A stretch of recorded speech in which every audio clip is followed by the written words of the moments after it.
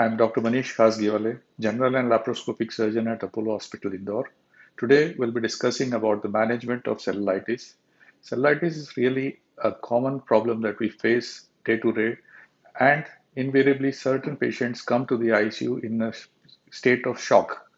Now, this cellulitis that we see, the salient features we are all well aware of it, that the local temperature is raised, there is edema of the lower limb or the upper limb, and there may be discoloration, there may be redness, there may be blisters. Probably the edema is so that the fingers are not able to move. We are not able to feel the peripheral pulsation, so we are not aware whether there is some vascular component involved also or underlying DVT. In view of all this, there are certain things that we should do. As the first thing or the primary thing that we expect from every person, especially the nursing staff and the paramedical staff, before even the surgeon comes into the picture. The first thing that I would request everybody is that these limbs have to be elevated. The congestion in the limbs and the inflammatory process in the limbs causes gross edema. This edema impairs the blood flow to the organ, and also because of the lymph that is collected inside, the antibiotics that we give don't reach these particular organs.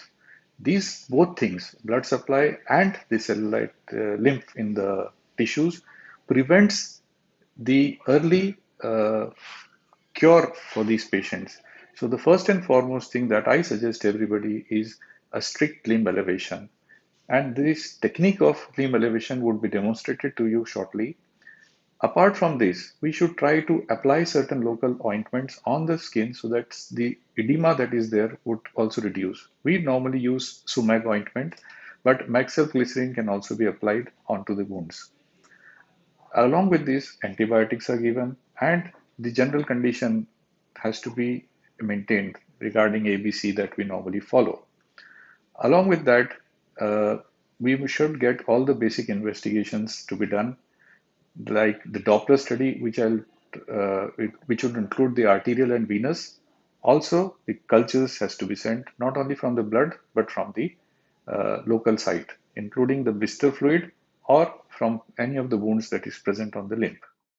So here we have a patient of cellulitis. As you can see that the right limb is normal, whereas the left limb shows redness, edema, discoloration, blisters, and local temperature is also raised.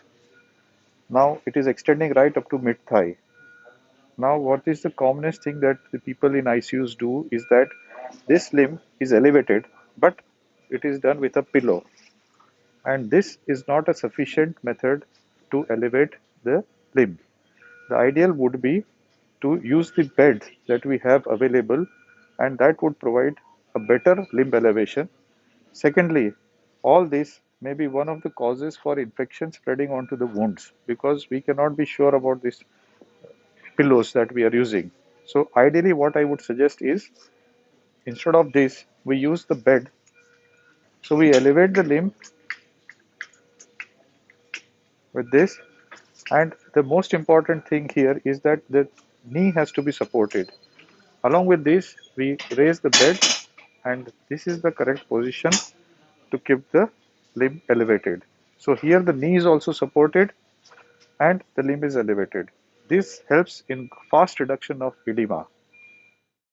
So finally, my word of caution is that as soon as you get a patient of cellulitis, please keep the limb elevated as shown, apply sumac ointment, and start the sepsis protocol.